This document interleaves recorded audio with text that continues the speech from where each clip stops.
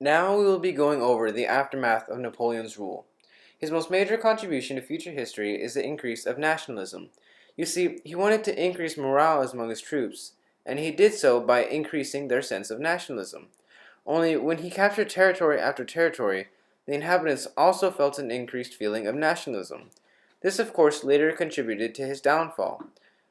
After his capture, there was the creation of the Congress of Vienna, whose primary purpose was to redistribute the land that was taken by Napoleon. Now, this did not mean that everything went back to normal. Some countries grew in size and some didn't. This meant that some who were previously Austrian could have suddenly been labeled as Russian, and there are many other different cases as well. And because of the previous increase in nationalism, this made the overall population very angry and confused.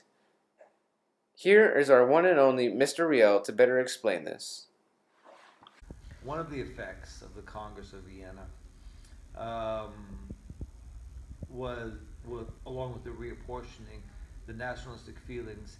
There would later be revolutions all throughout Europe.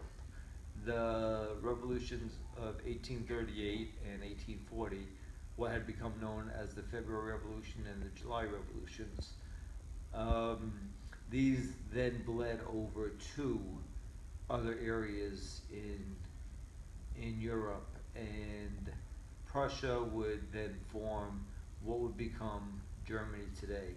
The Italian states, city-states, revolted, and it would become what is Italy today. Many in Belgium, basically any place that had a monarchy still, now wanted the republic that began in the United States, had spilled over into France, and now is spilling over into the rest of Europe, as well as in Latin America. Many of the countries were revolting, but it had a direct effect on many of the countries or would-be countries in Europe. But is that it? Did nationalism just come and go with Napoleon's rule? Nationalism that actually had been planted 50 years before the French Revolution, during the time of the 30 Years' War. This strong patriotic feelings went into the French Revolution. They, as Napoleon had conquered Europe, the strong nationalist feelings, they, they enjoyed being Italian or German or Russian.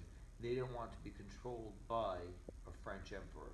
The nationalism was one of the things that led to the downfall of Napoleon.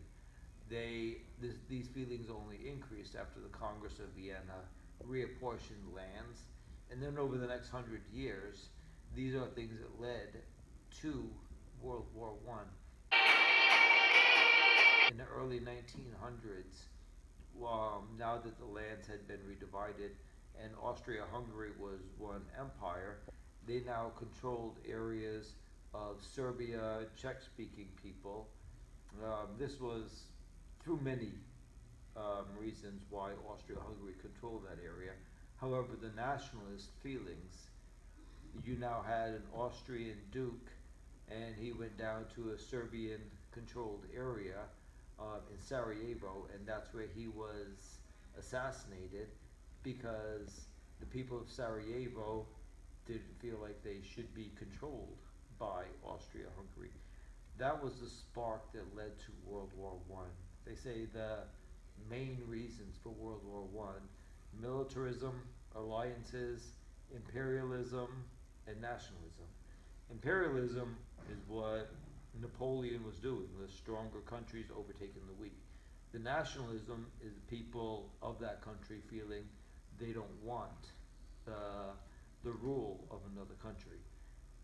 As World War One set off, or just before World War One, countries in Europe were forming alliances with each other, and the militarism, the buildup of the militaries. Germany was forced to take blame for World War One, whether it was their fault or not. They were forced to admit blame for World War One.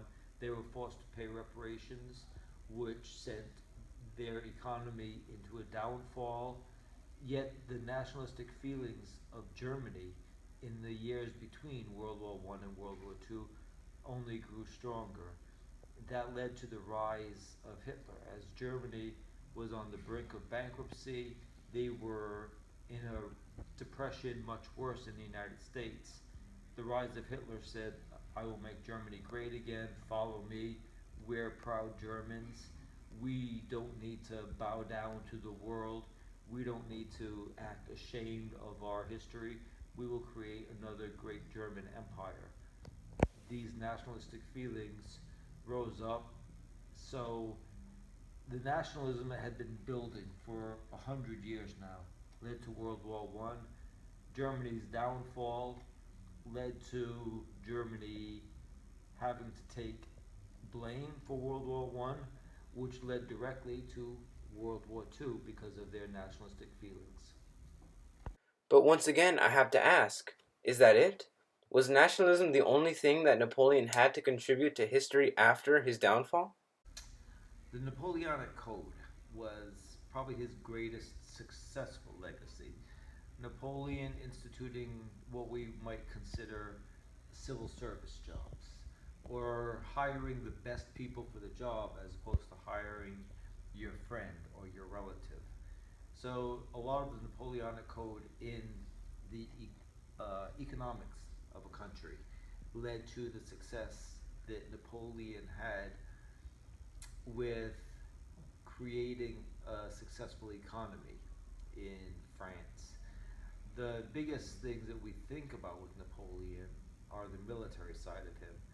And while he certainly had successes militarily, those were probably his biggest failures also. If you think about Moscow, you think about Waterloo, his biggest failures led to his downfall with the military losing major battles.